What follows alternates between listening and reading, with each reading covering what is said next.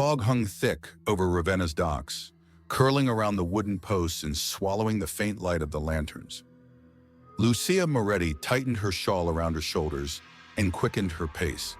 She wasn't scared, at least that's what she told herself, but the eerie stillness of the streets made her heart beat just a little faster. She'd arrived in Ravenna 2 days ago, eager to escape the bustle of Florence. This quiet town, with its faded charm and lingering stories, seemed the perfect retreat for inspiration. But something felt off. The locals were friendly enough, yet there was a heaviness in their eyes, like they knew something they weren't saying. It started her first night. Sitting by the fire at the inn, she overheard a hushed conversation between two old fishermen. "He's back," one whispered, his gnarled hands trembling as he clutched his drink. "Don't say that," the other hissed, glancing nervously at the door. "You'll call him." Lucia leaned closer, her curiosity piqued. "Who's back?" she asked, her voice light, as if she were merely asking for the time. The men froze, their gazes snapping to her. "You're not from here," the braver of the two said, his tone more accusation than observation. "No," she admitted, offering a small smile. "But I'm a writer. I love old stories, legends, mysteries." "Who are you talking about?" The other man shook his head sharply. "No legend, it's real. The man with no face." The words sent a chill skittering down her spine. "No face? What do you mean?" The braver man hesitated before leaning in, his voice barely a whisper. "At night, when the fog comes in, he walks the docks. You don't see him until it's too late. No eyes, no mouth, nothing but smooth skin where a face should be. And if you see him," he trailed off, swallowing hard, "you disappear." Lucia laughed nervously, brushing it off as drunken superstition. But as she walked back to the inn that night, and the fog seemed thicker, the silence heavier. Now, 2 days later, she couldn't get their words out of her mind. So here she was, walking the docks at twilight, notebook clutched in her hand. She had to know. The air smelled of salt and damp wood. Somewhere in the distance, waves lapped against the shore. But there were no footsteps, no voices, nothing but the muffled sound of her boots against the wet planks. And then, she stopped. A faint noise like whispering. Not words exactly, but the shape of them, like someone trying to speak underwater. "Hello," she called out, her voice trembling despite herself. The whispers grew louder, circling her like the fog. She turned, heart pounding, and froze. There, just a few feet away, stood a figure, tall and still, cloaked in shadows. Lucia squinted, her breath catching. Something was wrong, terribly wrong. The face, or where the face should have been, was smooth, featureless, like porcelain. The whispers stopped. The world seemed to hold its breath. Lucia stumbled back, nearly dropping her notebook, and then the figure tilted its head as if studying her. And just like that, it vanished into the fog. Lucia ran, the cold seeping into her bones, her mind racing with questions. She didn't believe in ghosts or curses, but this felt real. Too real. As she reached the inn, slamming the door behind her, she realized she wasn't just writing a story anymore. She was living it. The next morning, the fog still lingered, clinging to the streets like a memory that wouldn't let go. Lucia sat in the corner of the inn's dining room, her untouched cup of coffee growing cold in front of her. She flipped through her notebook, her hand trembling slightly as she sketched the faceless figure from the night before. It had to be her imagination. Stress. Maybe the fisherman's stories had gotten under her skin, but no matter how she rationalized it, she couldn't forget the way it had tilted its head, as if mocking her fear. She needed answers. The town's archives were housed in an old stone building near the central square, its air thick with the scent of parchment and dust. An elderly clerk, Signora Bellini, eyed Lucia with suspicion as she explained her research. "Faccia nera," the clerk muttered, crossing herself. "That's what the villagers used to call him. The black face, though it's a cruel irony. He has no face at all." Lucia leaned forward. "Do you know where the legend comes from?" Is there any proof it's real? Bellini hesitated, her wrinkled hands smoothing the edge of her shawl. There was a man, Lorenzo Di Marco, an alchemist who lived here a century ago. They say he practiced the forbidden arts, trying to cheat death. But he failed. Instead, he summoned something terrible, a spirit bound to a mirror. They found him dead, his face gone. After that, the stories began. Lucia's stomach twisted. Where's the mirror now? The clerk glanced around, as if someone might overhear. It was destroyed, or so they say. But if you want to know the truth, she lowered her voice, Di Marco's villa is still standing. Barely. It's out past the old olive grove. By the time Lucia reached the villa, the sun was already dipping below the horizon. The building was a hollow shell, its roof sagging, ivy creeping through shattered windows. The air smelled of mildew and decay, but something darker lingered, something she couldn't name.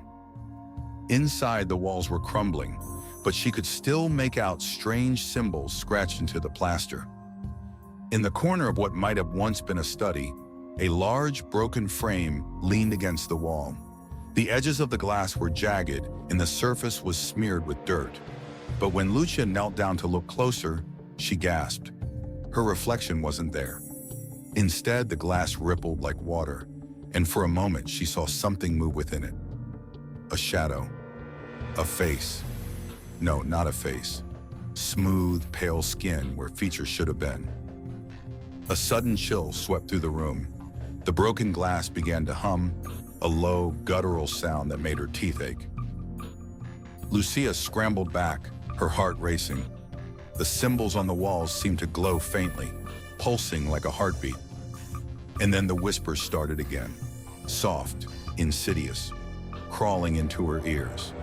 You called me. Lucia froze.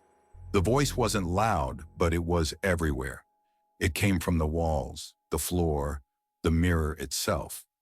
I didn't mean to, she stammered, her voice barely above a whisper.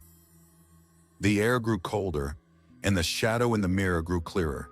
It began to push against the glass, as though trying to escape. Terrified, Lucia grabbed a shard of wood from the floor and smashed the mirror's frame. The whispers stopped abruptly, leaving only the sound of her ragged breathing. But as she turned to leave, something caught her eye. Scratched into the floorboards beneath the broken mirror was a single word: sacrificio, sacrifice. Lucia stumbled out of the villa, her mind racing. The mirror wasn't destroyed, the spirit wasn't gone, and now she had woken it. She didn't just need answers anymore. She needed a way to stop this, before it claimed her too. The villa's shadows seemed to follow Lucia as she ran back to the inn, her mind swirling with fear and fragments of what she'd uncovered. The faceless figure wasn't just a ghost, it was something far worse. A curse bound to the mirror, feeding on anyone unlucky enough to see it. And now, it had her scent. That night, she locked her door and lit every candle in the room, but the flames flickered unnaturally, as though the shadows themselves were alive. Sleep was impossible. Every creak of the floorboards, every gust of wind outside felt like a whisper of the faceless man creeping closer. In her exhaustion, Lucia turned to her notebook, scrawling everything she could remember about the whispers, the mirror, and the symbols. It was then she realized something chilling. The word sacrificio wasn't a warning. It was a command. The next morning, Lucia returned to Signora Bellini at the archives. The old woman's face turned ashen when she heard what had happened. You shouldn't have gone there, Bellini hissed. You've made it worse. The spirit is awake now. It will follow you. I need to stop it, Lucia said, her voice trembling but resolute. There has to be a way to break the curse. Bellini hesitated, then pulled an ancient book from a locked cabinet. Its leather cover was cracked with age, and the pages smelled of mold and ink. She flipped to a passage written in faded Latin, her finger trembling as she pointed to a diagram of the mirror surrounded by runes. To seal the spirit, you must perform a ritual, she said. The mirror must be whole again, and the spirit drawn back into it. But there is a price. Lucia's stomach dropped. What kind of price? Bellini wouldn't meet her eyes. A living soul must take its place. The spirit cannot be destroyed. It can only be replaced. The curse demands balance. As the sun set that evening, Lucia stood once more in the ruins of Lorenzo Di Marco's villa. The broken mirror lay before her, shards glinting in the dim light. Her chest tightened as she pieced it together, using the fragments like a puzzle. The jagged edges cut her hands, blood smearing the glass. But finally, the mirror was whole. The air grew heavy and the whispers began, louder now, circling her like a storm. The symbols on the walls glowed again, and the faceless figure appeared in the corner of the room. "You called me," the voice rasped, though its smooth, featureless head didn't move.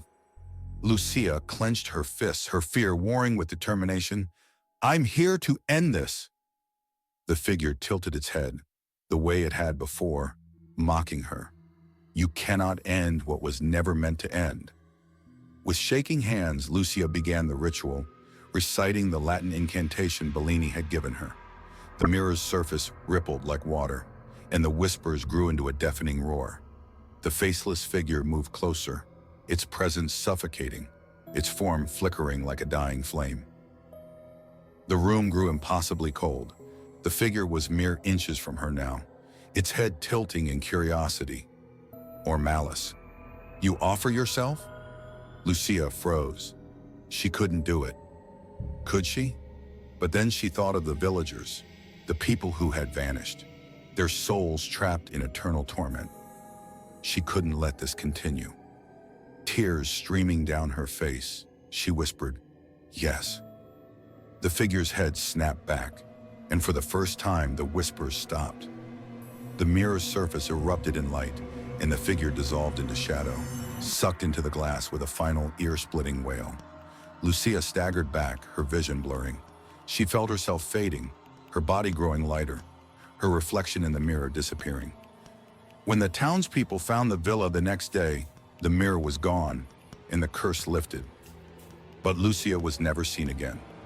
Legends say a new figure roams the docks of Ravenna now, not faceless, but with sad, familiar eyes. A writer who sacrificed everything to save a town that will never remember her name.